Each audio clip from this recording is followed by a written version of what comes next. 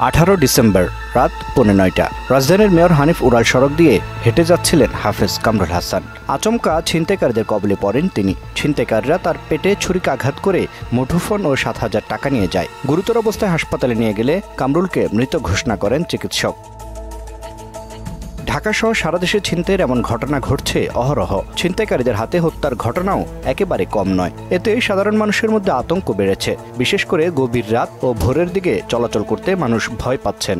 অনেকে হাতে চাকু নিয়ে ওপেনলি গ্লাস ভেঙে ছিনতাই করার টেন্ডেন্সি আছে। তারা ওপেনলি সব করতেছে। আমার মনে হয় যে পুলিশ প্রশাসনকে আরো কঠোর হওয়া উচিত এবং এদেরকে ধরে এরা যাতে জামিন না পায় সে ব্যবস্থা করা যায়। ছিনতাইকারীরা পাওয়ার পরে ওনারা এলোপাতাড়ি কোপাইছে, মোবাইল নেওয়ার চেষ্টা করছে, পর টাকা পয়সা নিয়ে গেছে।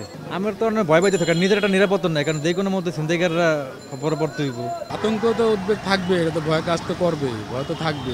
সম্প্রতি লেক, নদী বা খোলা মাঠে মিলছে মানুষের মরদেহ। যৌথ বাহিনীর বিশেষ অভিযান কিংবা র্যাব পুলিশের তৎপরতা কোনো কিছুই কাজে আসছে না।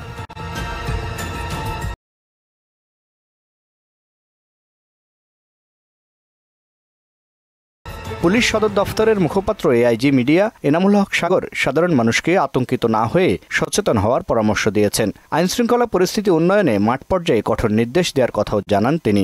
আইজিপি মহোদয়ের যে কঠোর বার্তা সেটি কিন্তু মাঠ পর্যায়ে পৌঁছে দেওয়া হয়েছে যে ছিনতাই, চুরি, ডাকাতি ইত্যাদি রোধে যেন কার্যকর পদক্ষেপ গ্রহণ করা হয়ে থাকে এবং সে লক্ষ্যে কিন্তু আমাদের যে রুটিন যে কার্যক্রমগুলো রয়েছে সেগুলোর পাশাপাশি কিন্তু আমাদের টহল কার্যক্রম, আমাদের পেট্রোলিং কিন্তু বাড়ানো হয়েছে।